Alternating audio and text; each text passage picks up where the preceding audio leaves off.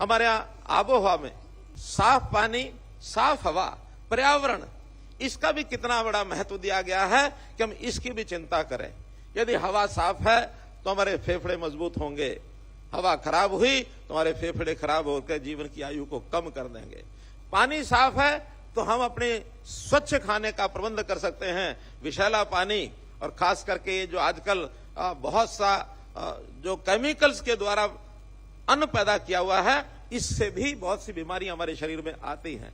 उसके लिए भी प्रबंध यही है कि प्राकृतिक खेती, इसकी ओर हम आगे बढ़े। स्वच्छता ये बहुत बड़ा एक ऐसा हिस्सा है कि जिसके कारण से एक सर्वे बताता है कि जिन शहरों में, जिन गांवों में, जिस इलाके में स्वच्छता पर्याप्त मात्रा में है, वहां पर उस प्रकार की बीमारियां, वो बीमारियां कम होती हैं जो ऐसी फैलने वाली बीमारियां होती हैं। तो स्वच्छता का महत्व शरीर के स्वास्थ्य को ठीक रखने के लिए बहुत महत्वपूर्ण है। देश के प्रधानमंत्री जी ने इन सब चीजों पर अभियान चलाया है। उन्होंने स्वच्छ पानी का भी, उन्होंने प्राकृतिक खेती का भी, उन्होंने पर्यावरण का भी, उन्होंने ऐसे सब विषयों पर हम लोग स्वच्छता के नाते भी उन्होंने अभियान चलाया कि हम अपने स्वास्थ्य को ठीक रखने के लिए इन चीजों को जीवन में उपयोग करें। तो मित्रों, हम लोग अपने जैसे भी स्वास्थ्य विभाग के नाते या फिर आयुर्वेद, एलोपैथिक दोनों के नाते, मेडिकल एजुकेशन के नाते जितनी बड़ी योजनाएं बनाई हैं, और इसमें जिन लोगों को स्वास्थ्य की खराबी होती है, उनकी आर्थिक स्थिति कमजोर होती है, उसके लिए भी हम लोग समय समय पर सहायता की घोषणा उनकी करते हैं। कुछ बीमारियां ऐसी होती हैं जो लंबे समय तक जिनका इलाज चलता है, या कई बार तो इनक्योरेबल डिजीज होती है, जिसको बीमारी के लाइलाज बीमारी कि उसका कोई इलाज नहीं है, ऐसी बीमारियां भी बहुत हैं।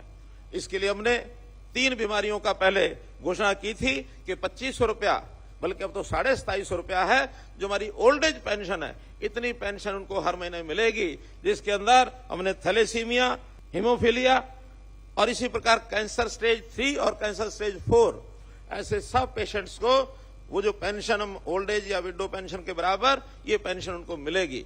आज एक नई मैं घोषणा और कर रहा हूं, मेरी जानकारी में भी कुछ दिन पहले आया।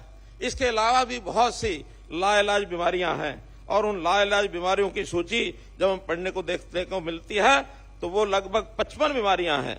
और इन 55 बीमारियों के लिए हम लोगों ने उनका भी एक अध्ययन किया है, तो पता लगा है कि ये भी लगभग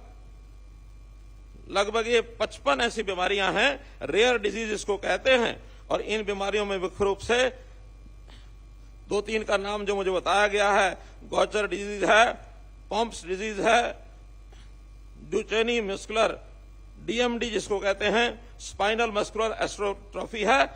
एक बार ये बीमारी बचपन में भी मान लो कहीं डायग्नोज हो जाए तो धीरे धीरे 5 साल बाद, 10 साल बाद शरीर पर ऐसा करना शुरू करती है कि शरीर के अंग शिथिल हो जाते हैं। कभी कभी मस्तिष्क यानी ब्रेन, उसके ऊपर असर करता है, आदमी की चेतना खत्म हो जाती है। और घर में भी उस पेशेंट को जो परिवार के लोग लगातार रखते हैं, मालूम है कि लाइलाज बीमारी है, ठीक होने वाली नहीं है, व्यक्ति के जीवन का कोई भरोसा होता नहीं है, लेकिन फिर भी उसके इलाज के लिए हर संभव प्रयत्न वो लोग करते हैं। तो ऐसी बीमारियों को भी आज हम लोगों ने जो इसका एक वेबसाइट जो हेल्थ डिपार्टमेंट की है, उस पर ये सब बीमारियां चिन्हित करवा दी हैं कि इन बीमारियों से पीड़ित अगर किसी के परिवार का कोई सदस्य है तो उसी वेबसाइट के ऊपर उसका वो रजिस्ट्रेशन करें। इस बीमारी का जो उनका सर्टिफिकेट, जो उनका मेडिकल सर्टिफिकेट है, वो लगा देंगे। इनको भी 2750 रुपया महीना, ये भी हम उसको, और एक प्रकार से सहायता आज मैं घोषणा करता हूं।